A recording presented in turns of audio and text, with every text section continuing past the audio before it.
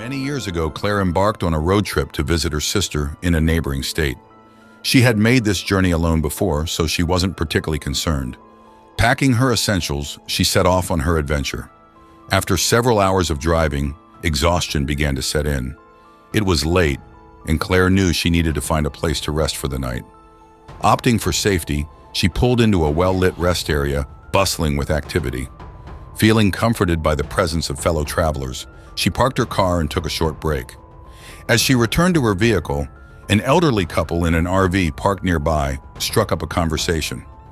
They were heading north and had decided to stop for the night.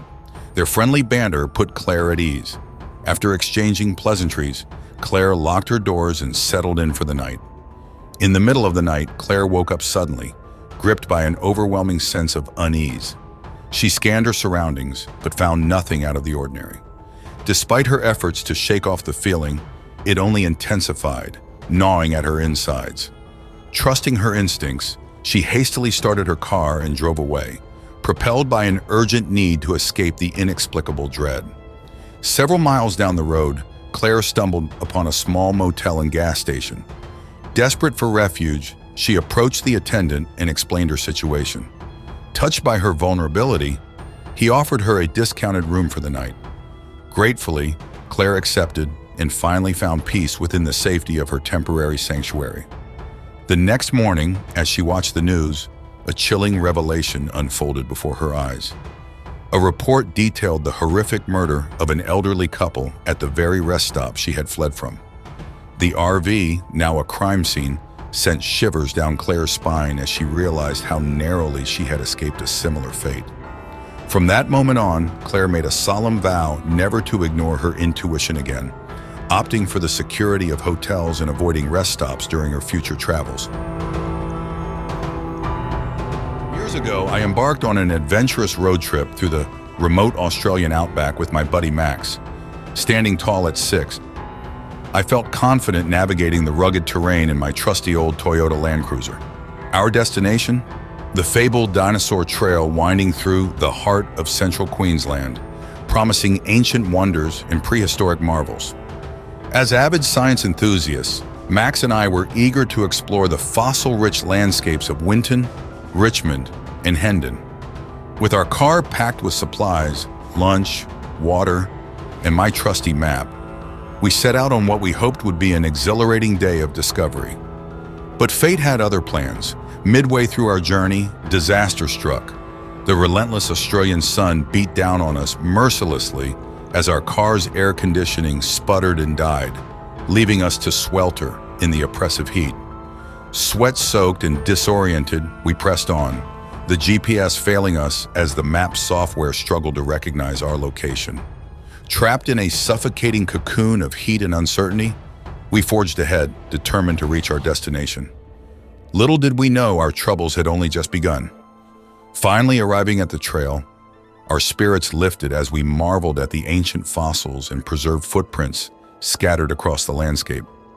But as the day wore on, the shadows lengthened, casting an ominous pall over our surroundings. It was then that we encountered him, the weathered old man clad in camouflage, lurking amidst the prehistoric relics like a specter from a bygone era. Despite his unsettling presence, we welcomed his offer of a shortcut, eager to escape the encroaching darkness. Little did we realize we were about to embark on a journey far more perilous than we could have ever imagined. Following his cryptic directions, we found ourselves navigating treacherous dirt roads, the barren landscape stretching endlessly before us like a yawning abyss. Hours passed in tense silence, the oppressive stillness broken only by the occasional rustle of dry brush and the distant howl of a lone dingo. As the sun dipped below the horizon, casting the outback in shadow, a creeping sense of dread began to gnaw at my insides. Our fuel was running dangerously low and there was no sign of the promised intersection.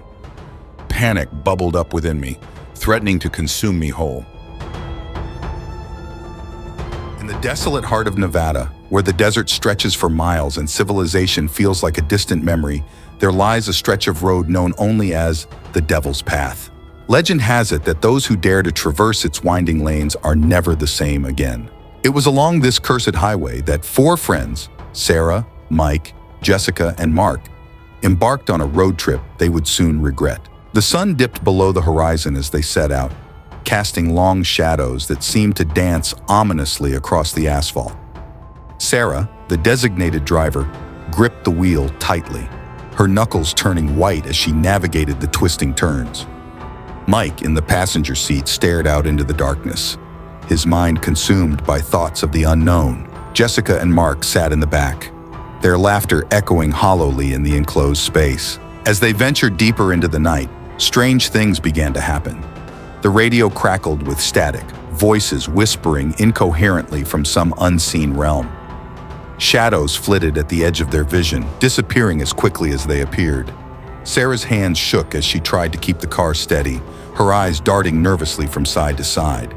Suddenly, without warning, the car lurched to a stop, the engine sputtering and dying with a final gasp. Panic surged through their veins as they realized they were stranded in the middle of nowhere, surrounded by an oppressive darkness that seemed to swallow them whole. With no other option, they decided to venture out into the night in search of help. They stumbled along the roadside, the only sound their own ragged breaths and the distant howl of the wind. Hours passed with no sign of civilization, their hope dwindling with each passing moment. Just when they thought they couldn't go on, they stumbled upon an old abandoned house, its decrepit facade looming ominously in the moonlight. Reluctantly, they pushed open the creaking door and stepped into the darkness within.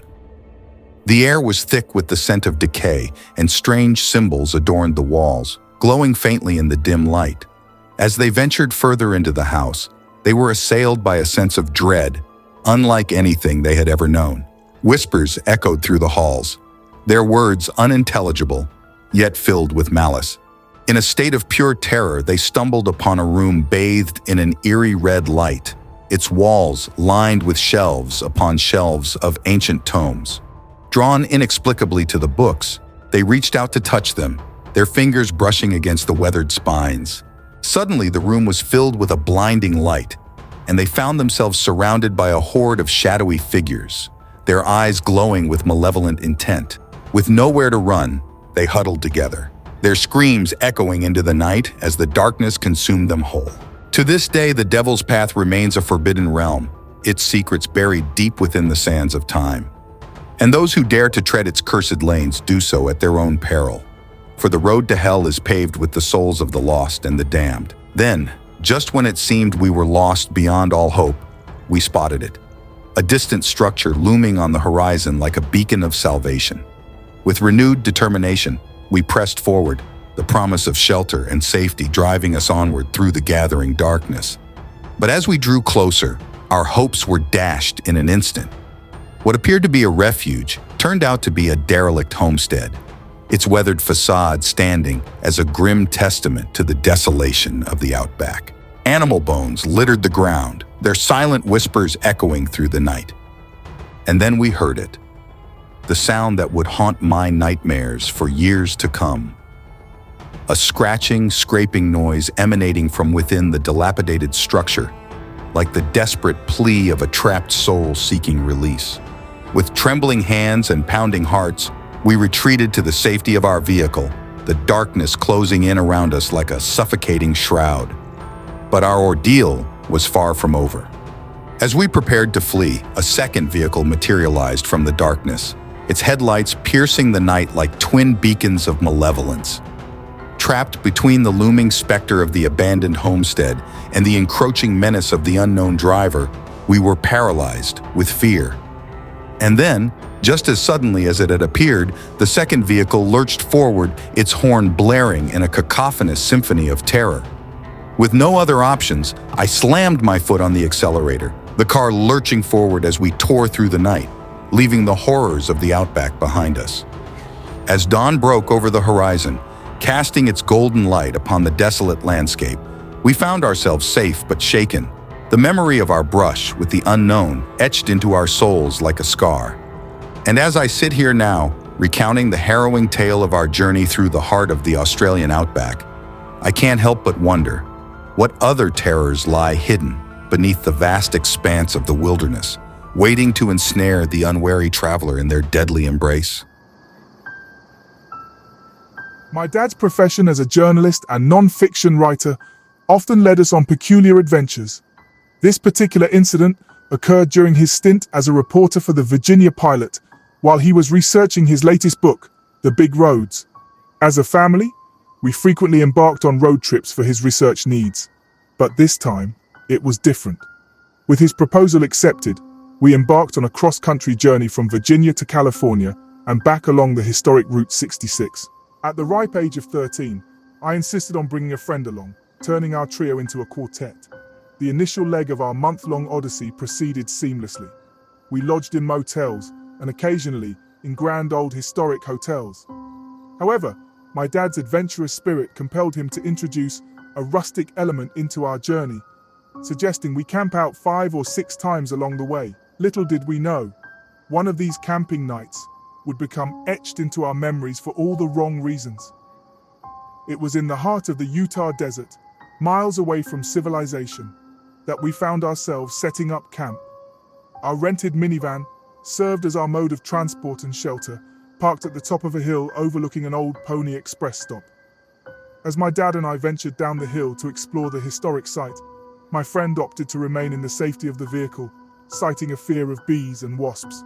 Alone in the wilderness, my adolescent imagination ran wild with thoughts of isolation and vulnerability.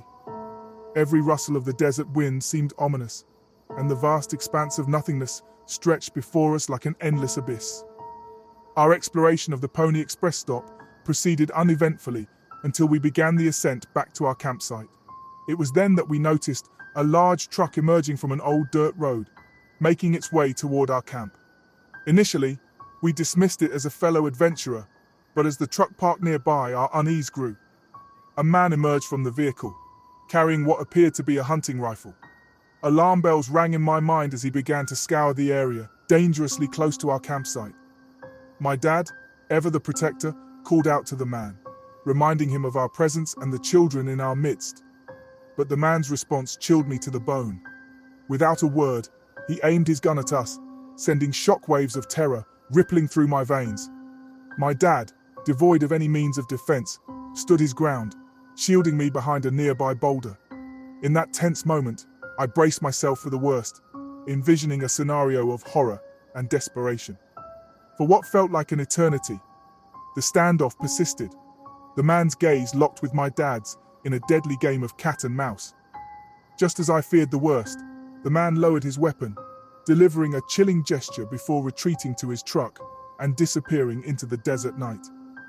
That night, sleep eluded me as I huddled with my friend in the sweltering confines of the minivan, haunted by the specter of the armed stranger. Every rustle of the wind, every creak of the vehicle, filled me with a sense of impending doom. Thankfully, dawn broke without incident, and we continued our journey, the memory of that fateful encounter etched into our minds as a cautionary tale of the dangers that lurk in the shadows of the unknown. 2 years back, I embarked on an epic road trip with my buddy Alex, spanning from the remote forests of Oregon all the way to the bustling streets of Miami, Florida. Our goal was simple: to cover the distance as swiftly as possible, fueled by our shared sense of adventure and a thirst for exploration. Our journey took us through the rugged terrain of the Rockies, where our speeding car caught the attention of the law. A stern warning from the officer was all we received, a minor setback in the grand scheme of our adventure. Pressing onward, we found ourselves navigating the desolate highways of the Midwest, surrounded by endless fields of corn and wheat, stretching as far as the eye could see. The sun dipped below the horizon, casting long shadows across the empty road ahead. As the night wore on, fatigue began to set in, weighing heavily on our eyelids.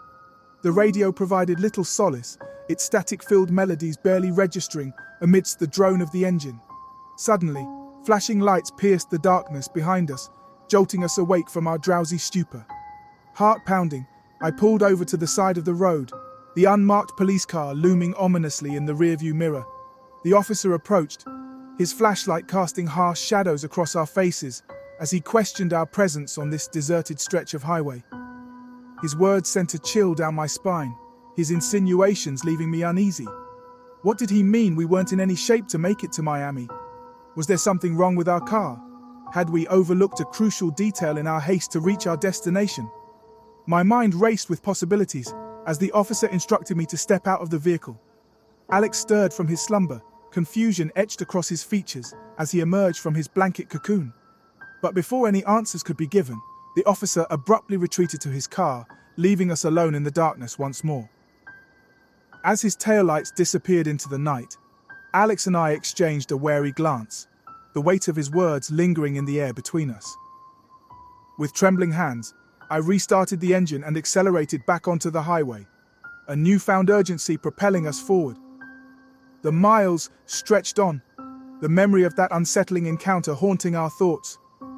For in the dead of night, hundreds of miles from civilization, we had learned a sobering lesson. Never stop for unmarked police cars in the wilderness of the Midwest.